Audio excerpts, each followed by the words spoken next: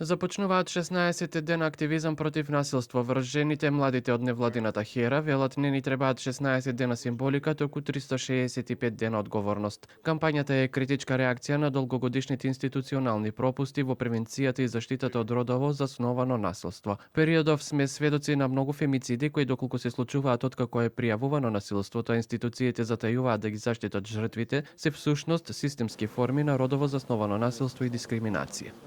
Овие бројки не се само статистика, тоа се згаснати животи, оцрнети семејства и голем системски пропуст. На студентки им беше нарушена интимноста во студентски дом, кој што треба да представува дом на студентите, каде што тие треба да се осеќаат безбедно. Неопходно е да се нагласи дека овој феномен не представува изолиран проблем, туку системски неуспех кој предолго се толерира. И јасни политики што ќе постават безбедноста на жените како реален приоритет, а не како декларативна пределба. Државата мора да обезбеди економска сигурност за жените и децата, апелира Сдруженијето за еманципација, солидарност и еднаквост на жените. 80% од жените жртви на семејно насилство во земјата се спречени од мажите да работат, додека пак 42% го изгубиле работното место, покажуваат податоците. Од Националниот совет за родова рамноправност информира дека растот на жртвите е континуиран поради зголемената доверба во СОС линијата 141 700. Најчесто пријавуваат жртвите, но и членови од семејството, полиција, матичен лекар, непосредно обкружување.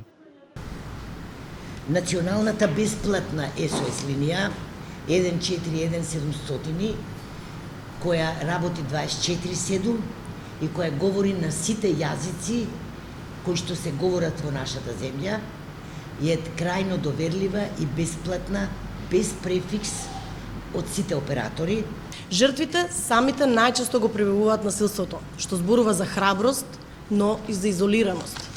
На секои 11 минути некаде во светот е убиена жена. Статистиките се загрижувачки кои покажуваат дека 1 од 3 жени доживеала некаква форма на насилство по наполнети 15 години, а 1 од 20 била силувана најчесто од сопствениот партнер. Во Македонија годинава ја згрозија неколку случаи кои завршија со фемицид, меѓу кои случајот во Велес, во кој се покажа дека институциите не интервенирале, иако жртвата Росица Коцева константно пријавувала. Европа повторно го насочува фокусот и борба за Истанбулската конвенција, документот кој обезбедува системска заштита на жените од родово базирано насилство. Станува центар на политички притисоци и граѓанска мобилизација низ повеќе земји. Бугарија, Чешка, Унгарија, Литванија и Словачка се 5 земји членки кои формално уште не го завршиле процесот на ратификација на конвенцијата.